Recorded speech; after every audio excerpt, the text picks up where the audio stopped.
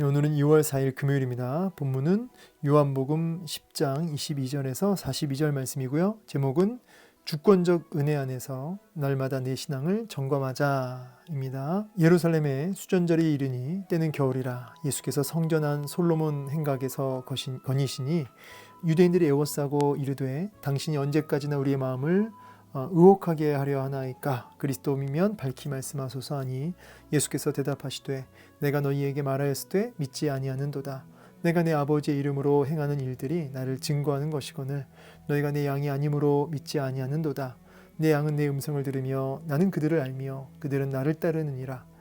내가 그들에게 영생을 주노니 영원히 멸망하지 아니할 것이요 또 그들을 내 손에서 빼앗을 자가 없느니라. 그들을 주신 내 아버지는 만물보다 크심에 아무도 아버지 손에서 빼앗을 수 없느니라. 나와 아버지는 하나이니라 하신대. 유대인들이 다시 돌을 들어 치려 하거늘 예수께서 대답하시되 내가 아버지로 말미암아 여러 가지 선한 일로 너희에게 보였거늘 그 중에 어떤 일로 나를 돌로 치려 하느냐. 유대인들이 대답하되 선한 일로 말미암아 우리가 너를 돌로 치려는 것이 아니라 신성 모독으로 인함이니 너가 사람이 되어 자칭 하나님이라 하미로라. 예수께서 이르시되 너희 율법에 기록된 바 내가 너희를 신이라 하였노라 하지 아니하였느냐. 성경은 폐하지 못하나니 하나님의 말씀을 받은 사람들을 신이라 하셨거든. 하물며 아버지께서 거룩하게 하사 세상에 보내신 자가 나는 하나님의 아들이라 하는 것으로 너희가 어찌 신성 모독이라 하느냐.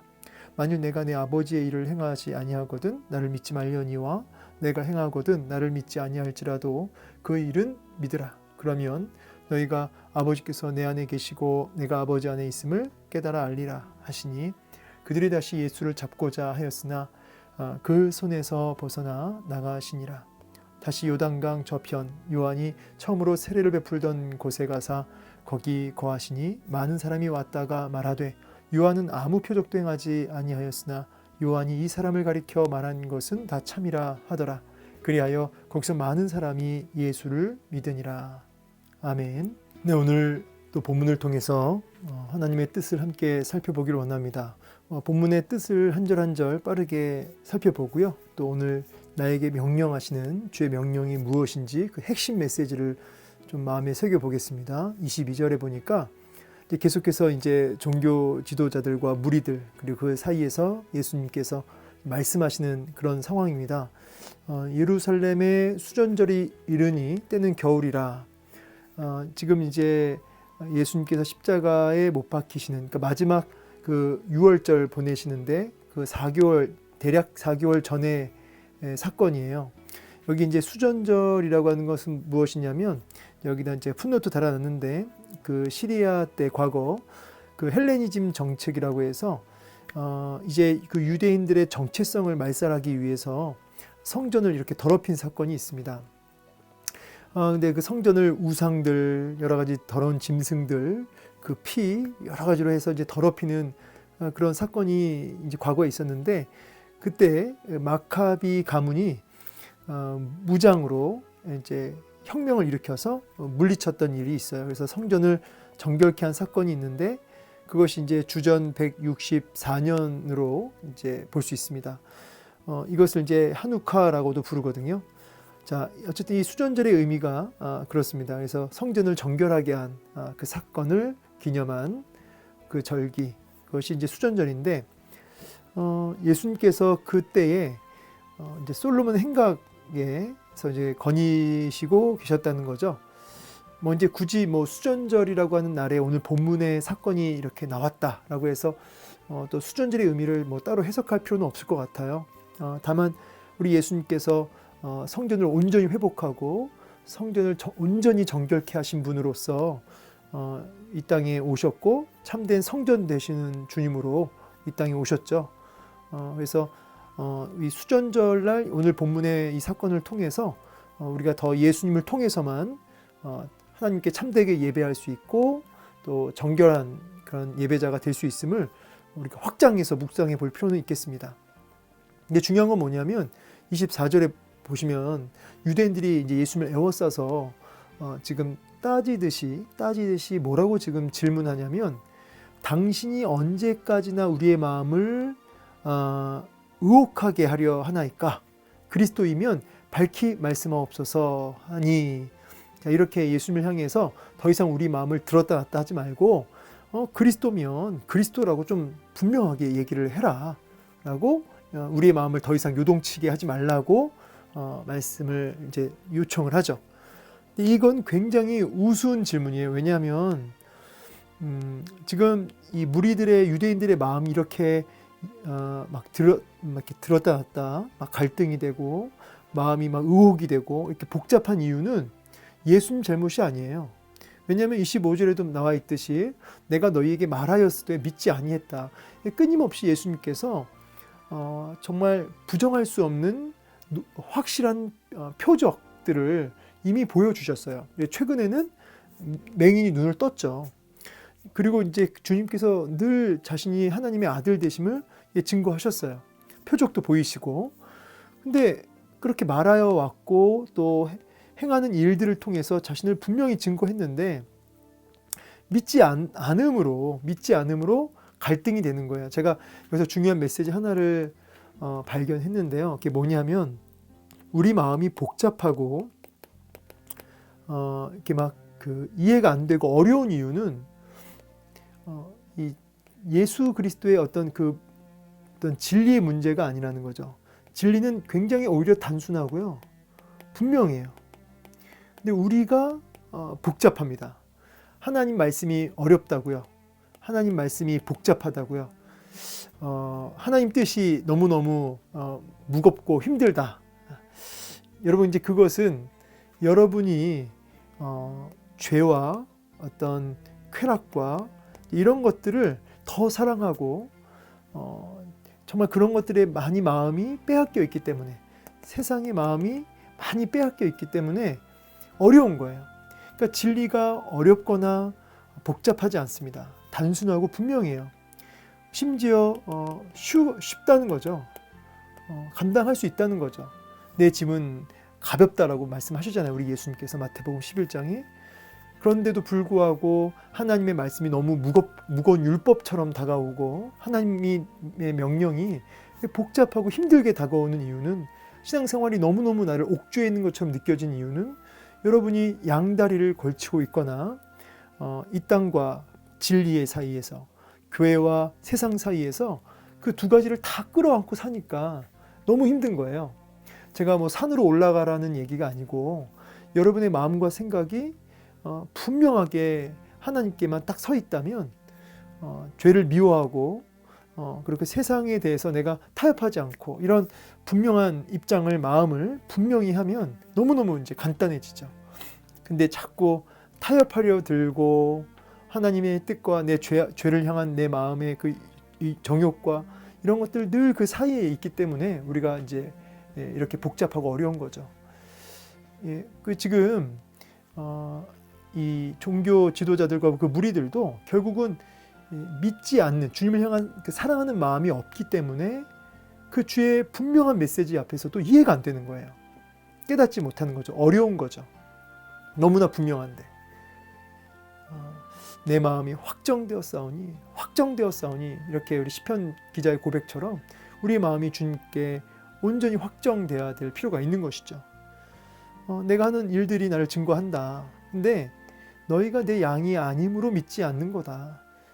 어려운 게 아닌데 분명한데 내 양이 아니니까 내 음성이 안 들리고 안 보이고 안 들리는 거다. 그러면서 27절부터 여기 제가 이제 체크를 따로 했는데요. 내 양은 내 음성을 들으며 나는 그들을 알며 그들은 나를 따른다. 내가 그들에게 영생을 주노니 영원히 멸망하지 아니할 것이요 또 그들을 내 손에서 빼앗을 자가 없다. 그들을 주신 내 아버지는 만물보다 크심에 아무도 아버지 손에서 빼앗을 수 없다. 이렇게 말씀하시죠. 자, 여기에 이제 중요한 교리가 나오는데 그게 뭐냐면, 중요한 교리가 이제 하이델베르크 일문일답에 나오는 하나님의 주권 사상이에요. 책임지신다는 거죠. 당신의 양들을 온전히 책임지신다. 이 땅에서뿐만이 아니라 영원한, 그렇죠? 하나님 나라까지 그렇게 주권적인 은혜로 우리를 책임지시고 보호하시고 지키시는, 영원한 천국으로 끝까지 끌고 가시는 그 하나님의 주권적 은혜를 얘기하십니다. 그래서 우리는 오늘도 이러한 하나님의 주권과 그 은혜 안에 붙들려 있어요. 그래서 우리가 여전히 연약하고 부족하지만 주의 음성을 듣고 따라가는 그 일이 좋은 거죠. 뭐 완벽하지 않고 여전히 연약하지만 주님 따르기를 열망하는 것이죠. 이 주님의 주권적 은혜가 우리를 견인해 가는 줄로 믿습니다. 이 우리의 소망이죠. 끝까지 책임지겠다. 나와 아버지는 하나이니라 하면서 예수님의 존재가 바로 하나님과 완전히 하나 되시는 일체, 삼위일체 하나 되심을 고백하십니다. 말씀하십니다. 증거를 분명히 하시는데 이 하나다라고 하는 것은 이제 우리 삼위일체 개념이 아주 중요한 개념이죠. 그래서 사실은 이 부분은 예수님도 곧 하나님 되심을 증거하고 있는 것이에요. 자, 유대인들이 다시 이제 돌을 치려고 합니다. 이 이야기를 다 듣고 나서 돌을 엄청나게 흥분한 상태예요. 왜냐하면 아버지로 예수님께서 지금 나와 아버지는 하나다 이렇게 얘기했잖아요. 하나님을 향해서. 그래서 지금 이제 신성 모독으로 이제 흥분한 상태인 거죠. 예수님께서 대답하실 때 32절 내가 아버지로 말미암아 여러 가지 선한 일로 너희에게 보였거늘 그 중에 어떤 일로 지금 나를 돌로 치려 하느냐? 왜 그렇게 흥분했느냐?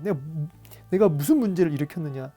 너희가 지금 정체를 분명히 밝히십시오라고 재차 나에게 이제 물었으니 내가 그 부분을 분명하게 이제까지 보여주었고 말해왔지만 또 다시금 있게 내가 분명하게 지금 드러냈는데 분명하게 드러내니까 그들의 요구대로 이번엔 돌로 쳐서 예수님을 죽이려 드는 거예요.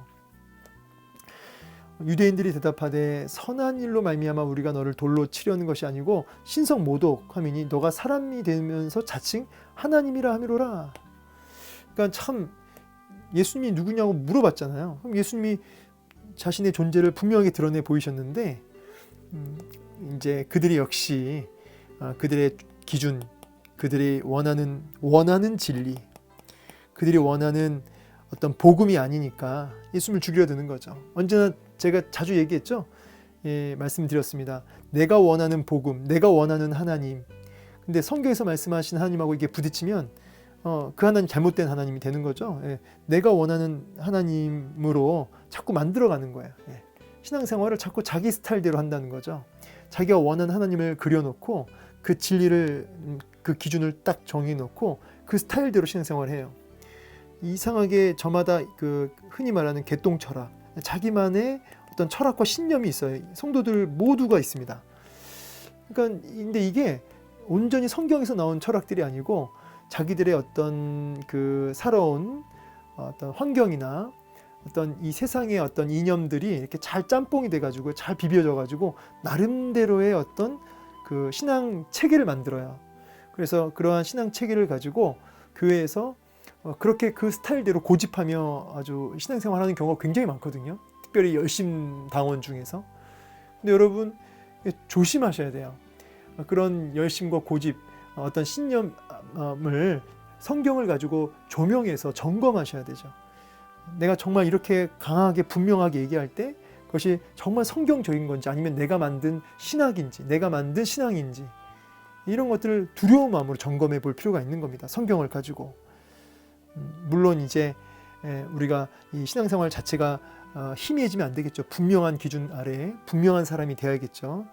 그러나 그것을 분명한 사람이 되기까지 저는 이제 분명한 사람이 되기를 정말 소망하는데요. 날마다 성경을 가지고 점검해 보면서 가라는 거죠. 이런 것이 없으면 이런 성경을 가지고 조명하고 점검함이 없으면 아집과 고집과 강팍함으로 순식간에 이렇게 빠질 수가 있습니다.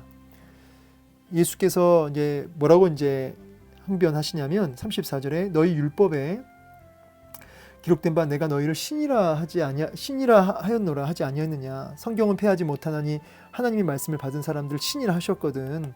하물며 아버지께서 거룩하게 하사 세상에 보내신 자가 나는 하나님의 아들이라 하는 것으로 너희가 어찌 신성 모독이라 하느냐. 지금 율법에 의해서 예수님을 신성 모독이라 얘기를 지금 했지 않습니까? 예수님이 그들이 굳게 붙들고 있는 율법을 가지고 시편 말씀을 가지고 이제 항변을 하신 거죠. 그러니까 제 반박의 여지가 없게 하시려고 일부러 말씀, 그들이 생명처럼 여기는 말씀을 가지고 반박을 하신 거예요. 시편 82편 6절 말씀이고요. 하나님 말씀을 받은 사람들 신이라 하셨거든. 이 말씀이 있어요. 근데 이 말은 그 하나님 말씀을 받으면 그 사람이 존재론적으로 속성적으로 신이 된다 이런 뜻은 아니에요. 이거는 이제 힌두교나 여러 범신론이나 여러 다른 그 이방 종교들 사상이죠. 매우 사탄적이죠. 이거를 만약에 진짜 그 문자대로 인간이 하나님이 된다라고 했을 때 신적 속성을 지니는 그런 신과 같은 존재가 된다. 이거는 아니죠. 이런 뜻이 아니라 하나님 말씀 받은 사람이 어떤 그 하나님의 그 권한을 위임받아서 어떤 그 권리를 위임받아서 그러한 하나님의 권위를 가지고 그렇게 하나님 말씀을 대언하는 이제 이런 의미로 받으셔야지 진짜 말씀 받은 사람이 신이 돼버린다. 이런 존재론적 측면이 아니라는 거 오해 없으시기 바라고요. 의미는 충분히 이해하셨을 것이라 생각됩니다. 말씀의 권위를. 그래서 사실 이 설교자도 하나님의 말씀을 받은 사람들이잖아요. 그래서 강단에 올라갔을 때 그 입이 하나님의 입술이 된다라고 얘기를 합니다. 칼빈이. 그러니까 이제 그런 의미인 거죠. 하나님의 권위를 가지고 말씀을 선포하는 이런 의미인 거죠. 그러면서 이제 그런 신이라 하였거든. 나는 하나님께로 보냄받은 자인데 세상으로 보냄받은 자인데 이게 어떻게 신성 모독이 되겠느냐. 그냥 말씀만 받은 자가 아니라 말씀만 위임받은 자가 아니라 하나님이 이 땅에 나를 말씀 자체로 보냈기 때문에 나는 신성 모독이 될 수 없다라고 얘기하신 거죠. 만일 내가 내 아버지 일을 행하지 아니하거든 나를 믿지 말려니와 내가 행하거든 나를 믿지 아니할지라도 그의 일을 믿으라. 그래서 여기 주님이 굉장히 그 안타까움이 묻어나죠. 그들의 믿음 없음을 바라보시면서 안타까워하시며 그럼 내가 행하는 그 표적들과 그 일들을 보면서 나를 추적해봐라. 그럼 내가 누구인지 너희가 깨달을 수 있을 것이다 라고 말씀하신 거죠. 그러나 역시 다시 예수를 잡고자 합니다. 이 다시라는 말이 반복되죠. 그러니까 끝까지 이 주님의 이 애쓰심과 주님의 마음을 헤아리지 못하고 자신들이 만들어 놓은 기준과 잣대와 진리를 붙들고 끊임없이 주님이 주신 기회들을 끊임없이 발로 차고 있어요. 오늘도 끊임없이 우리에게 기회를 주시죠. 회개하고 돌이킬 기회. 근데 다시 발로 차고 혹시 내가 생각하는 내 생각을 쫓아서 움직이고 있지는 않은가, 좀 두려운 마음으로 돌아볼 필요가 있다는 겁니다. 그러나 이제 주님이 이제 아직 때가 되지 않았기 때문에 그들의 손에서 유유히 벗어나 이제 좀 지방으로 다시 요단강 저편, 그 처음 요한이 세례 베풀던 곳으로 이제 가십니다. 예루살렘성 그 도심에서는 철저하게 배척받으셨는데 오히려 이 요단강 이 저편, 이 변방에서는 우리 예수님을 환영하는, 그리고 많은 사람들이 믿게 되는 모습 보게 됩니다. 자, 오늘 말씀을 통해서 우리에게 주시는 음성은 이제 여러 가지가 있지만 첫 번째는 우리 이런 생각해 볼 수 있습니다. 여전히 우리가 신앙생활 하는데 좀 어렵고 힘이 들고 무겁고 어떤 짐을 지는 것처럼 여겨진다면, 복잡하게 느껴진다면 그것은 진리의 문제가 아니라 내 안에 하나님보다 세상과 죄악과 쾌락을 더 사랑하는 마음이 있기 때문이다.